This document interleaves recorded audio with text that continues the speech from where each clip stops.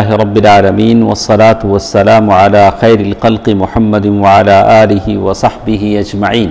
گزشتہ سیرت کے درسوں میں ہم نے یہ سنا کہ اللہ تعالیٰ نے مکے کی فتح عطا فرمائی، مکہ فتح ہو گیا تو اللہ کے نبی صلی اللہ علیہ وسلم نے مکے میں کچھ دن قیام فرمایا اور وہاں اللہ کے نبی صلی اللہ علیہ وسلم نے خطبہ بھی دیا، مکے والوں کو سمجھایا۔ اور اس بیچ اللہ کے نبی صلی اللہ علیہ وسلم کے ساتھ انصار آئے تھے مدینے۔ انصار کو کچھ اندیشہ ہونے لگا۔ وہ کیا اندیشہ تھا کہ اللہ تعالیٰ نے مکہ فتح فرما دیا، مکے میں آپ صلی اللہ علیہ وسلم پیدا ہوئے، تو انصار نے سوچا کہ آپ یہی قیام فرمائیں گے، اب واپس مدینہ نہیں آئیں گے، یہی قیام فرمائیں گے۔ اس وقت اللہ کے نبی صلی اللہ علیہ وسلم صفا کی پہاڑی پر کھڑے دعا فرما رہے تھے۔ دعا سے فارغ ہوئے، سیدھے انصار کی جماعت کے پاس آئے، آ کر بولا کہ تم لوگ کیا بول رہے تھے؟ اللہ کے نبی صلی اللہ علیہ وسلم وہاں سنے نہیں تھے۔ اللہ نے پیارے نبی صلی اللہ علیہ وسلم کو بتا دیا تھا انصار جو کچھ سوچا تھا۔ انصار نے کہا کچھ نہیں اللہ کے نبی، ہم نے کچھ نہیں کہا۔ حالانکہ وہ لوگ کیا کہہ رہے تھے؟ اللہ کے نبی صلی اللہ علیہ وسلم دوبارہ مکہ مدینہ واپس نہیں آئیں گے، مگر آپ نے اصرار کیا تو انہوں نے بتا ہی دیا اللہ کے نبی ہم ایسا سوچ رہے تھے۔ آپ صلی اللہ علیہ وسلم نے فرمایا اللہ کی پناہ، اب زندگی اور موت تمہارے ساتھ ہے، میں جیوں گا بھی تو تمہارے ساتھ اور دنیا سے جاؤں گا بھی تو تمہارے شہر مدینہ میں۔ اس کے بعد اللہ کے نبی صلی اللہ علیہ وسلم نے بیعت لیا۔ بیعت وہ اللہ کے نبی صلی اللہ علیہ وسلم کے لیے ہے۔ اللہ کے نبی صلی اللہ علیہ وسلم نے بیعت لیا اور مکے والے بھی سمجھ گئے کہ اب کامیابی اللہ کے نبی صلی اللہ علیہ وسلم کی اطاعت میں ہے اور تابعداری میں ہیں، اور وہ بھی بیعت کے لیے جمع ہو گئے۔ رسول اللہ صلی اللہ علیہ وسلم صفا کی پہاڑی پر بیٹھ کر لوگوں سے بیعت لینی شروع کی۔ عمر رضی اللہ تعالی عنہ نیچے تھے، صفا کی پہاڑی سے نیچے تھے، ادھر اللہ کے نبی صلی اللہ علیہ وسلم بولتے تھے بیعت کے الفاظ، ادھر عمر رضی اللہ تعالی، سارا ایک ہی وقت میں ہوتا نہیں تھا۔ لوگوں نے حضور صلی اللہ علیہ وسلم سے بیعت کی، جہاں تک ہو سکے آئیں گے اور مانیں گے۔ تو اللہ کے نبی صلی اللہ علیہ وسلم جب مردوں کی بیعت سے فارغ ہوئے تو وہی صفا کی پہاڑی پر عورتوں سے بھی بیعت لینی شروع کی۔ حضرت عمر رضی اللہ تعالی عنہ صفا کی پہاڑی کے نیچے تھے تو اللہ کے نبی صلی اللہ علیہ وسلم جو بولتے تھے وہ دہراتے تھے۔ اتنے میں کیا ہوا سنیے، عورتوں کی جب بیعت چل رہی تھی تو ابو سفیان کی بیوی ہند بنت عتبہ وہ آئی اور اپنا ڈریس بدل کر آئی، یعنی اسے احساس تھا ان کو کہ اللہ کے نبی صلی اللہ علیہ وسلم مجھے پہچان لیں گے۔ اور ہند بنت عتبہ انہوں نے حمزہ رضی اللہ تعالی عنہ کی لاش کے ساتھ بے حرمتی کی تھی اور ڈر رہی تھی کہ اللہ کے نبی صلی اللہ علیہ وسلم اسے پہچان لیں گے۔ تو جب بیعت لینا اللہ کے نبی صلی اللہ علیہ وسلم نے شروع کیا تو سب سے پہلے کہا اے عورتوں اللہ کے ساتھ تم کسی کو شریک نہ کرو گی، اللہ کے نبی صلی اللہ علیہ وسلم بول رہے ہیں۔ یہی بات کون دہرا رہے ہیں؟ عمر رضی اللہ تعالیٰ عنہ دہرا رہے ہیں۔ پھر رسول اللہ صلی اللہ علیہ وسلم نے عورتوں سے پوچھا تم چوری نہیں کرو گی، تو یہ بات کون پھر دہرائیں گے؟ عمر رضی اللہ عنہ۔ پھر ساری عورتیں اسے سنیں گی۔ تو ابو سفیان کی بیوی ہند بنت عتبہ وہ بول اٹھی، بولا کہ بات صحیح ہے لیکن ابو سفیان بخیل ہیں۔ ابو سفیان میرے ہسبینڈ کیا ہیں؟ بخیل ہیں۔ میرے ہسبینڈ کے جیب سے مال نہیں چرانا چاہیے لیکن وہ بخیل ہیں، دیتے نہیں ہیں، چرانا پڑتا ہے۔ یعنی وائف کو کس کے جیب سے چرانا پڑتا ہے؟ اب تو وہ زمانہ ہے نا وہ پے ٹی ایم کا، اب تو سوال ہی نہیں ہے، کون جیب میں پیسے رکھتا ہے؟ ہاں تو بیوی کو کیا معلوم بیچاری کیا دبانا، پن دبانا، کیسے دبانا نہیں معلوم ہے۔ تو یہ زمانے میں بیوی کو چکما دینا آسان ہے، لیکن وہ زمانہ تھا جب فلوس کا زمانہ تھا، پیسے رکھے جاتے تھے، نقدی قیمت رکھی جاتی تھی۔ تو ضرورت کے لیے بیوی گھر کی ضروریات ہوتی ہیں، مرد کے سمجھ میں نہیں آتی گھر میں کتنے پیسے خرچ ہوتے ہیں۔ تو ابو سفیان کی بیوی ہند بنت عتبہ نے کہا کہ ابو سفیان بخیل آدمی ہیں، اگر میں اس کے مال سے کچھ لے لوں تو، بنا بولے میں ان کی جیب سے کچھ لے لوں تو۔ ابو سفیان بھی وہی موجود تھے، اس سے پہلے کہ عمر یا اللہ کے نبی صلی اللہ علیہ وسلم جواب دیتے، خود ابو سفیان بولنے لگے کہ کہا تم جو کچھ لے لو وہ تمہارے لیے حلال ہے۔ بیوی سے کیا بول رہے ہیں ابو سفیان؟ کیسا بھی پیسہ جاتا جیب سے، ہاں، تو ابو سفیان نے کیا کہا؟ تم جو کچھ لے لو تمہارے لیے کیا ہے؟ حلال ہے۔ رسول اللہ صلی اللہ علیہ وسلم مسکرانے لگے۔ آپ نے ہندا کو پہچان لیا، جب یہ دو بات ہوئی تو پہچان لیا۔ فرمایا اچھا تو تم ہندا ہو؟ کیا بولے؟ تم ہندا ہو؟ وہ بولی ہاں اے اللہ کے نبی صلی اللہ علیہ وسلم، جو گزر چکا ہے اسے معاف کر دیجیے، جو میں نے حمزہ رضی اللہ تعالیٰ عنہ کے لاش کی بے حرمتی کی اسے کیا کر دیجئے؟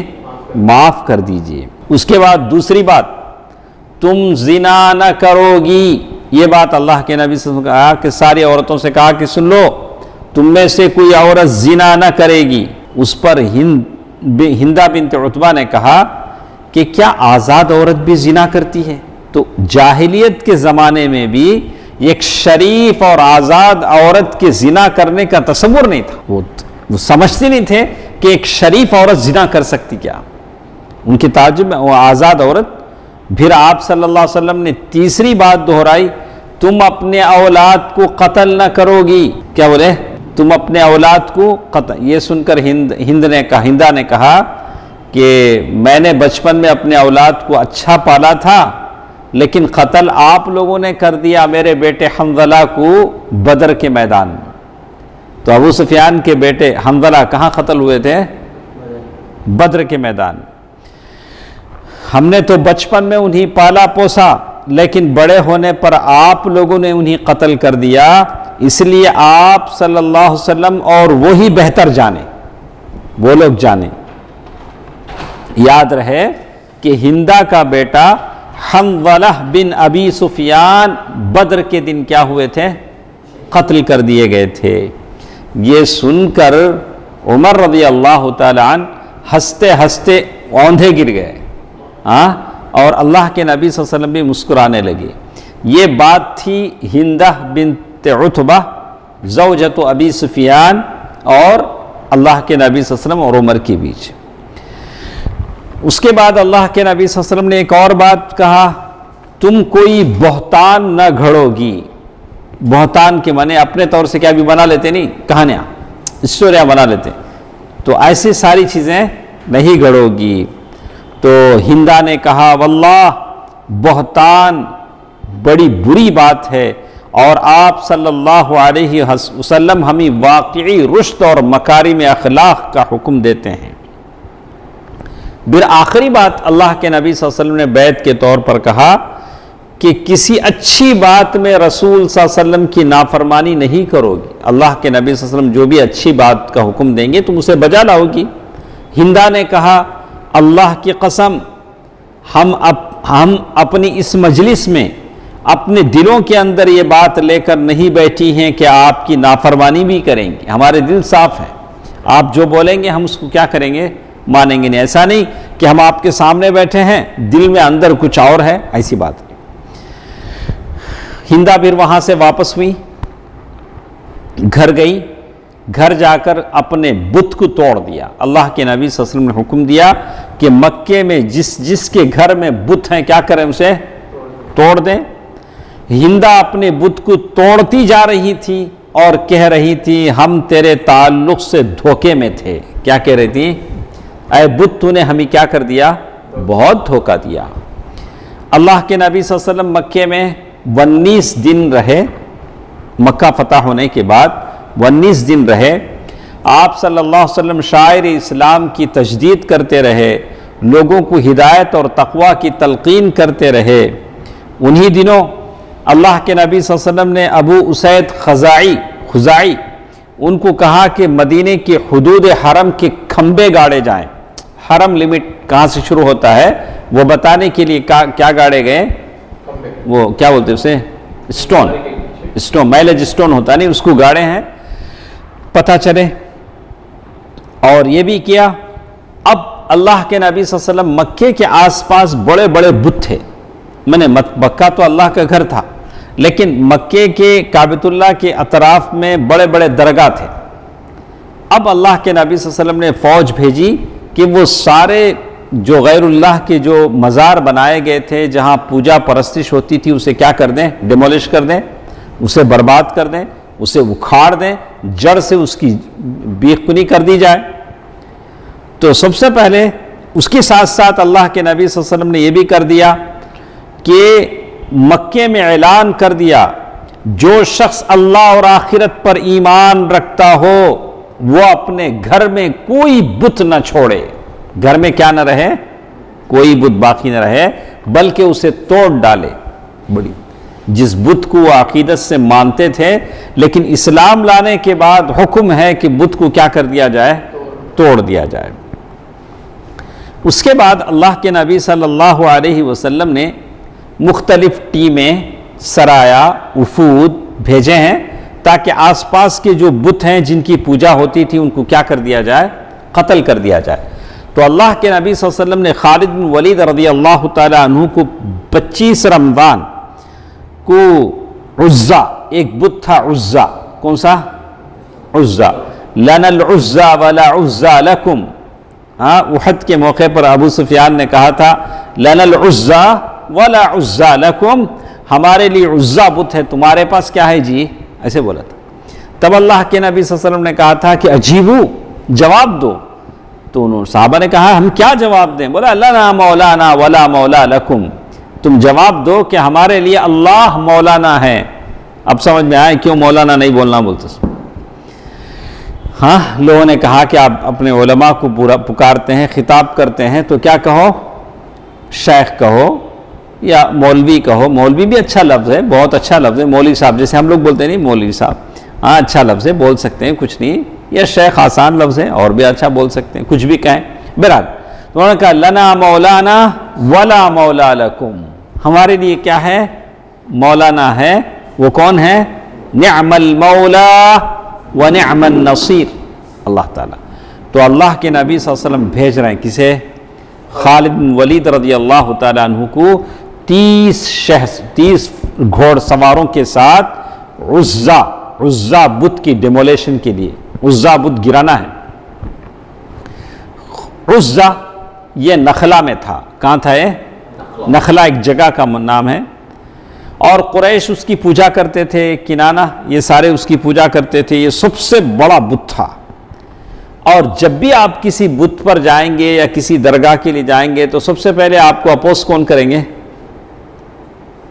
اس کا ریونیو کسے ملتا؟ آپ صاحب، کسی بھی درگاہ کا ریونیو کسے ملتا ہے؟ آمدنی کسے ملتی؟ مجاور کو۔ درگاہ میں جو کچھ بھی ہوتا ہے فائدہ کسے ہوتا؟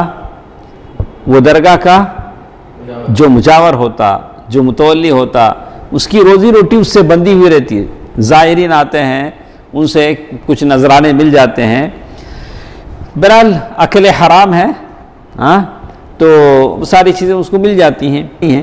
اسی لیے سلف کہتے ہیں کہ یہ قبر کے پاس بیٹھ کر آدمی صاحب قبر سے نہیں، اللہ سے دعا کرتا ہے۔ کہاں بیٹھ کر؟ قبر کے پاس، وہ بھی غلط ہے، وہ بھی کیا ہے؟ غلط ہے۔ تو وہ قبر کے پاس بیٹھ کر کس سے دعا کر رہا ہے؟ اللہ سے۔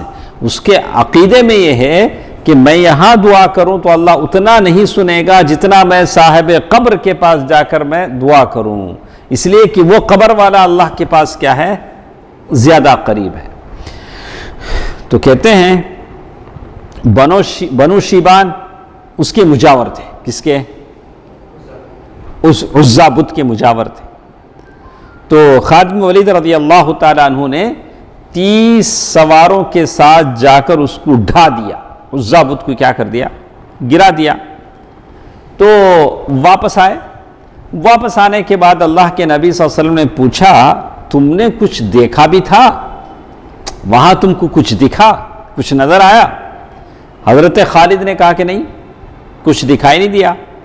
آپ نے فرمایا تو اس کا مطلب یہ ہوا کہ تم نے حقیقت میں اسے گرایا ہی نہیں، ڈھا دیا ہی نہیں، یعنی مطلب اور کام کیا ہونا تھا؟ کمپلیٹ۔ پھر جاؤ اسے جڑ سے اکھاڑ کے آؤ، اسے پورا کیا کرو؟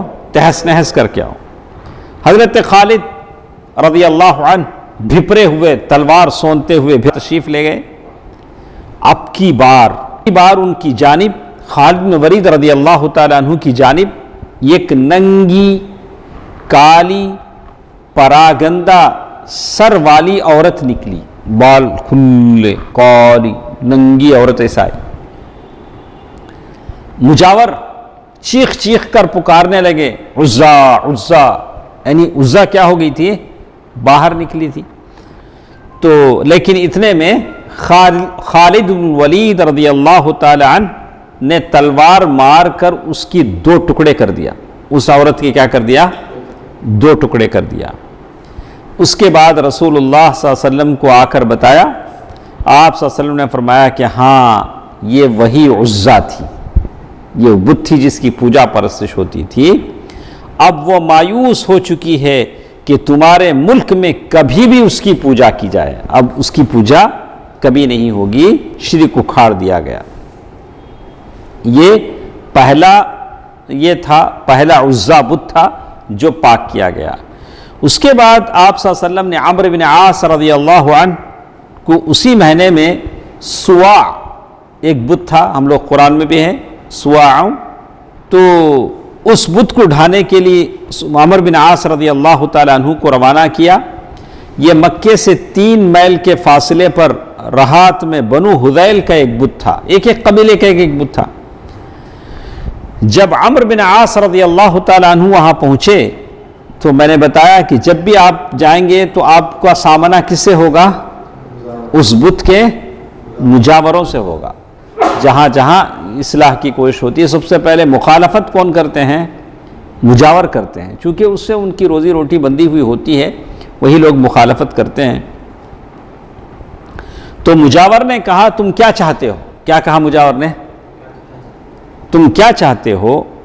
تو عمرو بن عاص رضی اللہ تعالیٰ عنہ نے کہا کہ مجھے اللہ کے نبی صلی اللہ علیہ وسلم نے بھیجا ہے, مجھے اللہ کے نبی صلی اللہ علیہ وسلم نے بھیجا ہے کہ میں اس کو ڈھا دوں. تو مجاور نے کہا کہ تم ڈھا نہیں سکتے. کیا نہیں کر سکتے؟ تو ایک طرح کا خوف اور دہشت کیا ہوتا ہے, بٹھا دیا جاتا ہے کہ یہ بت کا اس کا قہر نازل ہو جائے گا, اندر سے کچھ کرامتیں ہو جائیں گی, ایسا کچھ ہوگا. تو اس نے کہا کیوں؟ عمرو بن عاص رضی اللہ تعالیٰ نے پوچھا کیوں؟ بولا کہ قدرتاً تم روک دیے جاؤ گے, دیکھو تم ٹچ کر کے دیکھو کیا ہوتا, میں قریب جا کے دیکھو کیا ہوتا.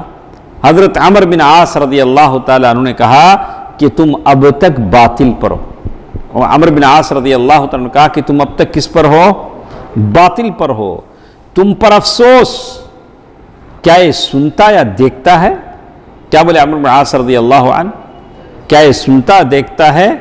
اس کے بعد بت پر جا کر اسے توڑ ڈالا اور اپنے ساتھیوں کو حکم دیا کہ اس کے خزانے والا مکان بھی ڈھا دیں.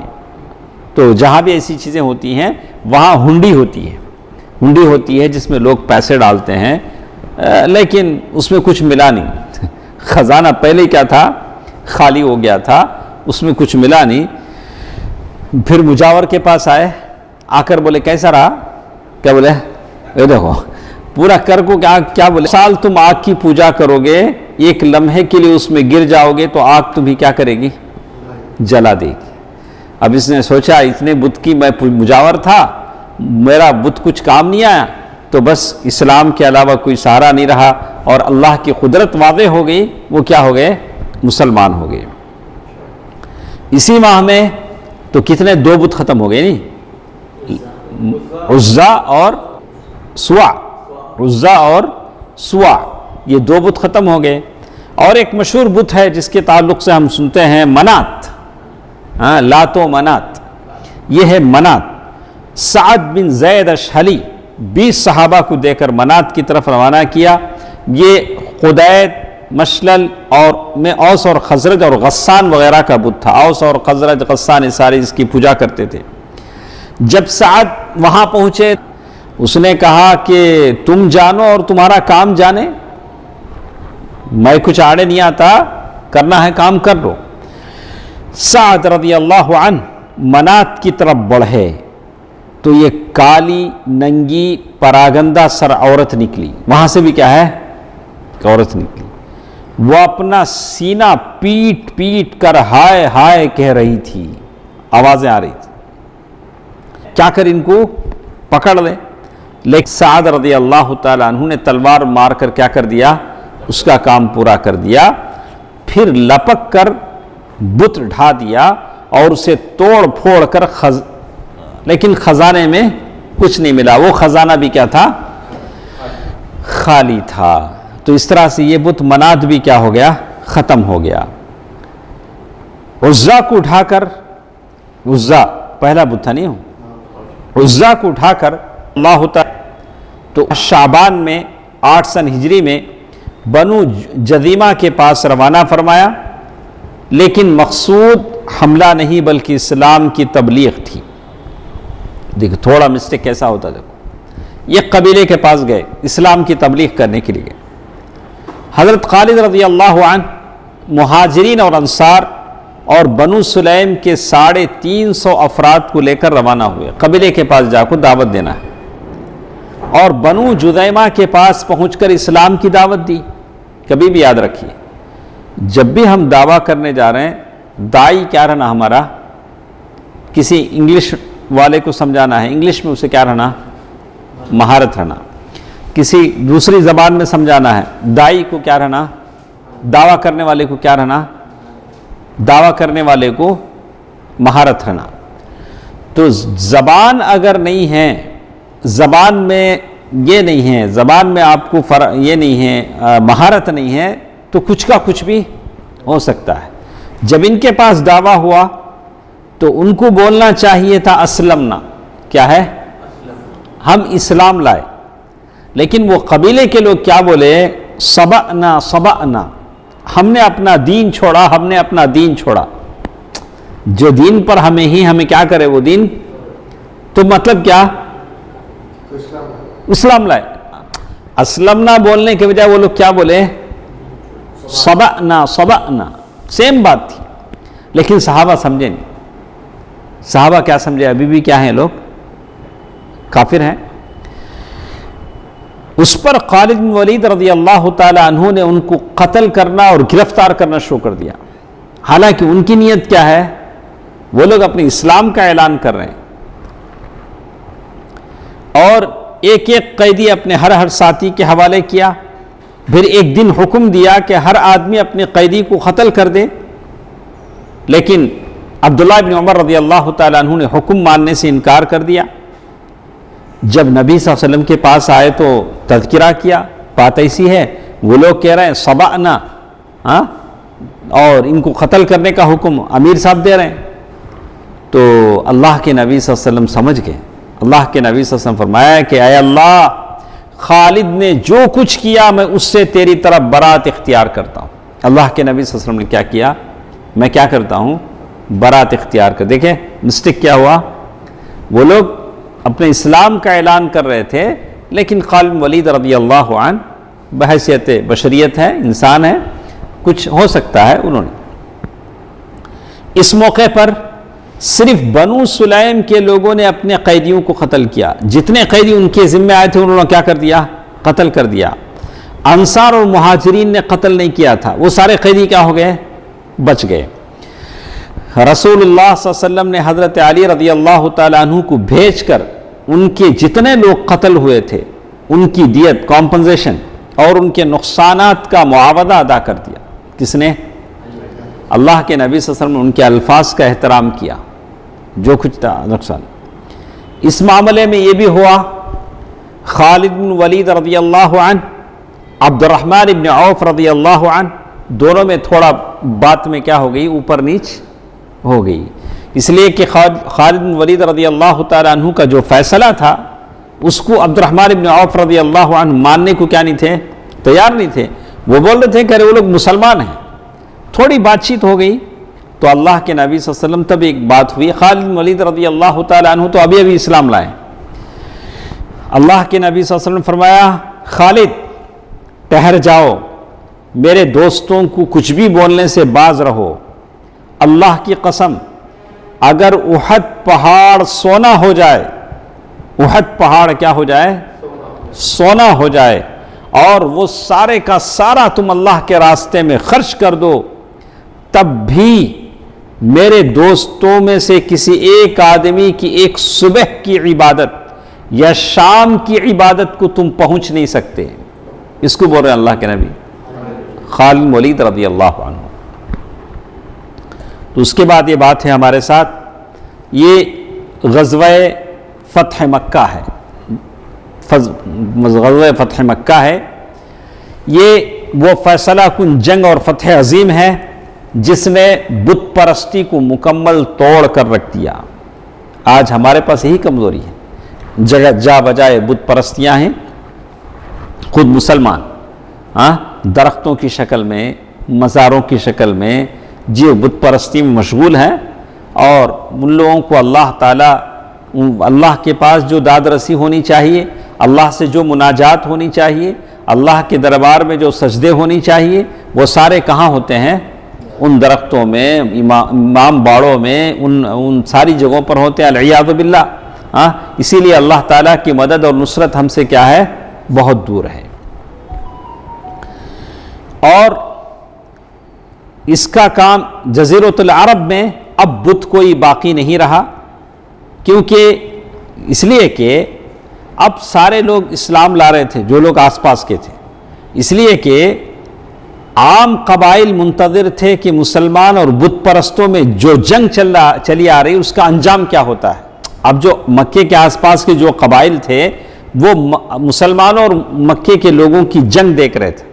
مسلمان جب کامیاب ہو جاتے ہیں تو مطلب ایک مسلمان حق پر ہیں، ان کے ذہن میں یہ تھا کہ کعبۃ اللہ کے خلاف جو بھی جائے گا، جو حق پر رہے گا وہ بچے گا، اس لیے کہ کعبۃ اللہ کو ڈھانے اس سے پہلے بھی کون آیا تھا؟ ابرہہ آیا تھا، وہ تباہ برباد کر دیا گیا۔ اللہ کے نبی صلی اللہ علیہ وسلم بھی آئے ہیں لیکن کامیاب ہو گئے ہیں، تو آس پاس کے لوگ سمجھ گئے کہ اللہ کے نبی صلی اللہ علیہ وسلم کیا ہیں؟ حق پر ہے، حق واضح ہو گیا۔ ان قبائل کو یہ بات اچھی طرح معلوم تھی کہ کعبۃ اللہ پر وہی مسلط ہو سکتا ہے جو حق پر ہو۔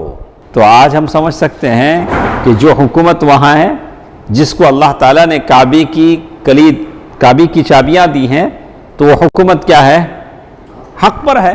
اسی لیے اللہ تعالیٰ نے اسے وہاں تسلط دیا ہے، حرمین کی ذمہ داری دی ہے، اس لیے کہ وہ لوگ کیا ہیں؟ توحید پر ہے، حق پر ہے۔ ان کے اس یقین کامل میں مزید حد درجہ پختگی انہوں نے یہ 50 سال پہلے ابرہہ اور اس کے ساتھیوں کے واقعے سے آ گئی تھی، کیونکہ اہل عرب نے دیکھ لیا تھا کہ ابرہہ اور اس کے ساتھیوں نے بیت اللہ کا رخ کیا تو انہیں ہلاک کر کے بھوسا بنا دیا گیا۔ تو اب لوگوں کے سمجھ میں آ گیا اللہ کے نبی صلی اللہ علیہ وسلم کیا ہیں؟ حق پر ہیں، سارے لوگوں کو اسلام قبول کر دینا چاہیے۔ تو ایک تیسرا مرحلہ ہمارے ساتھ ہے، ہم وہ لوگ سن لیتے ہیں۔ تو تین مرحلے نا ہم دونوں، ایک مکے کی زندگی کا ایک مرحلہ تھا، ہم لوگ سن لیے۔ دوسرا مدنی زندگی کا مرحلہ تھا، مدنی زندگی میں آنے کے بعد حکومت تشکیل کی گئی، اور اللہ کے نبی صلی اللہ علیہ وسلم کے دشمنوں میں ایک طرف یہود، منافقین اور یہ سارے لوگ تھے۔ اب یہ تیسرا مرحلہ پیغمبرانہ زندگی کا آخری مرحلہ ہے۔ اللہ کے نبی صلی اللہ علیہ وسلم کی زندگی کا یہ کیا ہے؟ آخری مرحلہ ہے، جو آپ صلی اللہ علیہ وسلم کی اسلامی دعوت کے ان نتائج کی نمائندگی کرتا ہے جنہیں آپ نے تقریباً 23 ایئرز کی طویل جد و جہد، مشکلات و مشقت، ہنگاموں اور فتنوں، فسادات اور جنگوں اور خون ریز زندگی کے بعد حاصل کیا تھا۔ 23 ایئرز کی زندگی کا خلاصہ لکھو بولے تو کیا لکھیں گے جاہد بھائی؟ اللہ کے نبی صلی اللہ علیہ وسلم کی 23 ایئرز کی زندگی میں کیا کیا تھا؟ لانگ ٹرم اسٹرگل، کوشش، جس میں مشکلات ہیں، مشقتیں ہیں، ہنگامے ہیں، فتنے ہیں، فسادات ہیں، جنگیں ہیں اور خون ریز معرکے ہیں۔ یہ اللہ کے نبی صلی اللہ علیہ وسلم نے، اس کا جو نتیجہ تھا وہ اب نتیجہ تیسرے اسٹیپ پر تھا۔ ان طویل برسوں میں فتح مکہ سب سے بڑی کامیابی تھی جو اللہ تعالیٰ نے مسلمانوں کو عطا فرمائی تھی۔ تو اس فتح کے بعد لوگ جوق در جوق اسلام میں آنے لگے۔ یہ آخری جو مرحلہ ہے وہ دو حصوں میں تقسیم ہوتا ہے، ایک مجاہدہ اور قتال، اور دوسرا قبول اسلام کے لیے لوگوں کا جوق در جوق آنا۔ یہ دونوں صورتیں ایک دوسرے سے جڑی ہوئی ہیں، اور اسی کا کچھ ذکر ہم کرتے ہیں۔ اس میں انشاءاللہ ہمارے پاس 7 منٹ اور بھی ہوں گے، تو اس میں ہم سنتے ہیں غزوہ حنین جتنا ہو سکے، اس کے بعد انشاءاللہ ہم کل لیں گے۔ کل بھی ہمارا درس ہے، کل آپ رہیں، تو جمعے کے دن تو ویسے ہی ہمارے پاس ایک پروگرام ہے۔ تو غزوہ حنین ایک جنگ تھی، اسی کے تعلق فتح مکہ کے فوری بعد۔ مکے کی جب فتح ہوئی تو سارے عرب پریشان ہو گئے، اور آس پاس کے جو قبائل تھے وہ بھی کچھ نہیں کر سکے، لیکن بعض اڑیل قسم کے، اڑیل نہیں کیا بولیں اسے، اڑیل، بعض اڑیل یعنی اڑ جانے والے، کیا بھی ہو جاؤ میں کیا کرے کہ وہ صحیح، ارے ادھر مکہ فتح ہو گیا، اللہ نے حق کو بلند کیا، بہتر تھا مسلمان ہو جاتے، لیکن کیا ہو گئے، وہ اپنی اس پر اڑ گئے۔ اڑیل اور طاقتور متکبر قبائل جو تھے اس کو چھوڑ کر سارے قبائل سرنڈر ہو گئے، اسلام میں آ گئے۔ یہ جو اڑیل قبائل جو تھے اس میں سے حوازن اور ثقیف، یہ دونوں جو قبائل تھے بڑے سخت تھے، انہوں نے کہا کہ ہم اسلام لانے والے نہیں ہیں۔ کون وہ؟ حوازن اور ثقیف۔ ان کے ساتھ کچھ قبیلے بھی جمع ہو گئے، مضر، جشم اور سعد بن بکر کے قبائل، اور بنو ہلال کے کچھ قبائل۔ ان سب کا تعلق قیس بن عیلان سے تھا، اور انہیں یہ بات اپنی خودداری، عزت نفس کے خلاف معلوم ہو رہی تھی کہ مسلمانوں کے سامنے جا کر اسلام لا لیں۔ اب انہوں نے ایک فوج بنائی، حوازن اور ثقیف والوں نے ایک فوج بنائی مسلمانوں کے خلاف۔ تو ان کا جو کمانڈر تھا مالک بن عوف، کیا کمانڈر ان کا نام؟ مالک بن عوف۔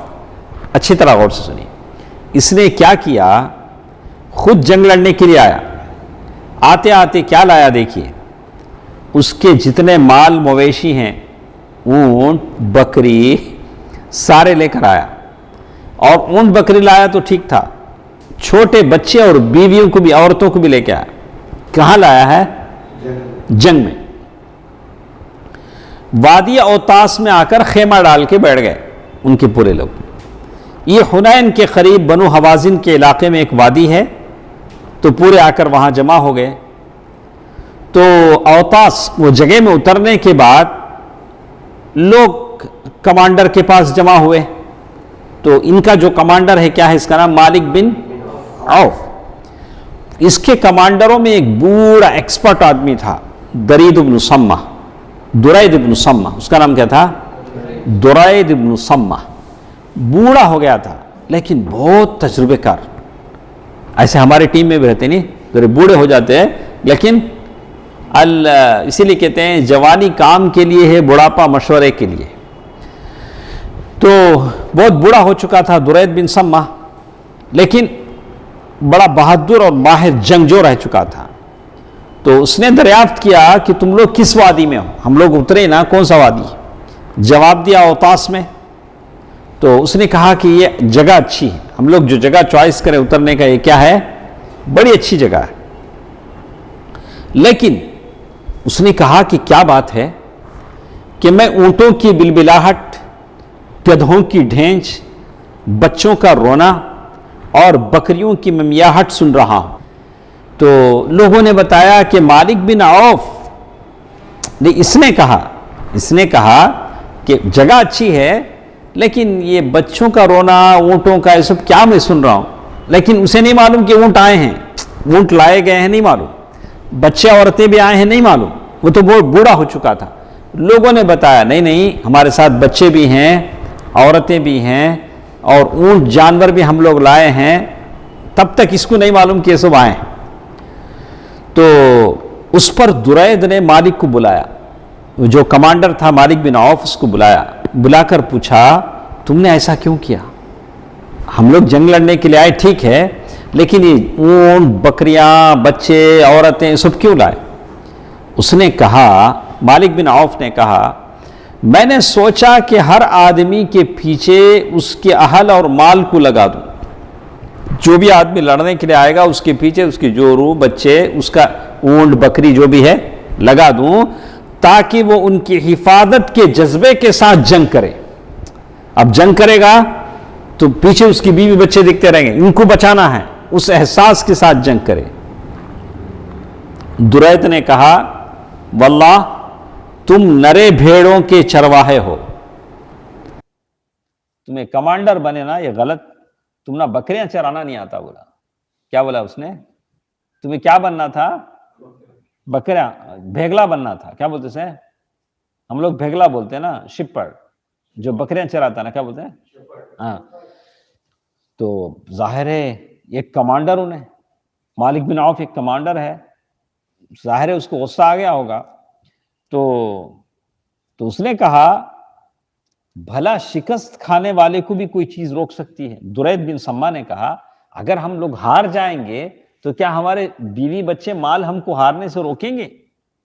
دیکھو، اگر تم جنگ میں غالب رہتے ہو تو بھی تمہارے لیے شمشیر و سنان سے مسلح آدمی ہی مفید ہے، اگر شکست کھا گئے تو پھر تمہیں اپنے اہل و مال کے سلسلے میں رسوا ہونا پڑے گا۔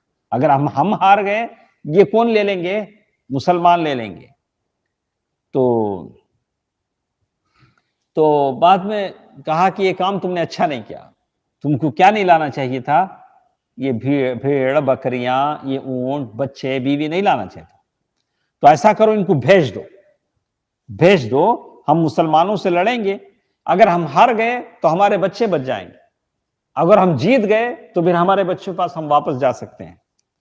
لیکن جنرل کمانڈر جو تھا مالک بن عوف، اسے پسند نہیں آیا، انہوں کیا ہم نہ بولتے سو، اللہ نے ان کے حق میں غلام بنانا لکھا تھا، الحمدللہ۔ تو اس نے کہا کہ اس کو وہ مشورہ پسند نہیں آیا، اور کہا کہ اللہ کی قسم میں ایسا نہیں کر سکتا۔ کیا بولا مالک بن عوف؟